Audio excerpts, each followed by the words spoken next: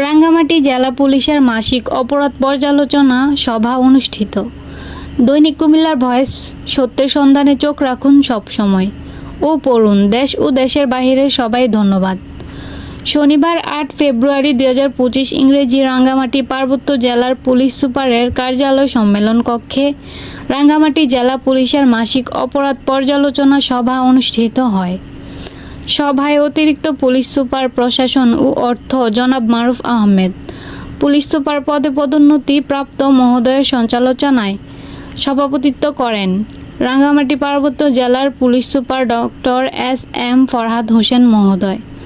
অপরাধ সভায় police super মহোদয় জেলার আইন শৃঙ্খলা পরিস্থিতি, অস্ত্র ও মাদক উদ্ধার, ট্রাফিক ব্যবস্থাপনা, সাইবার ক্রাইম, গ্রেফতারি পরোয়ানা তামিল, স্পর্শকাতর মামলা সমূহের অগ্রগতি, জেলার গোয়েন্দা কার্যক্রম জোরদার সহ বিভিন্ন বিষয়ে আলোচনা করেন এবং সংশ্লিষ্টদের প্রয়োজনীয় দিক নির্দেশনা প্রদান করেন।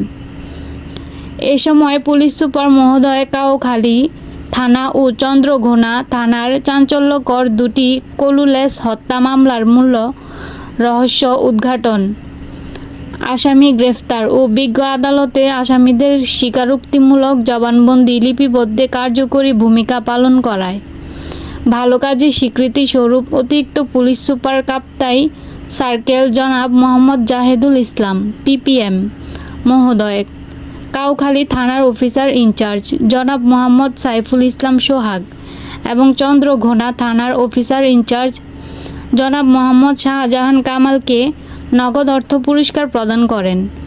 সভায় রাঙ্গামাটি জেলা পুলিশের ঊর্ধ্বতন কর্মকর্তাগণ সহ সকল থানার অফিসার ইনচার্জ বৃন্দ উপস্থিত ছিলেন।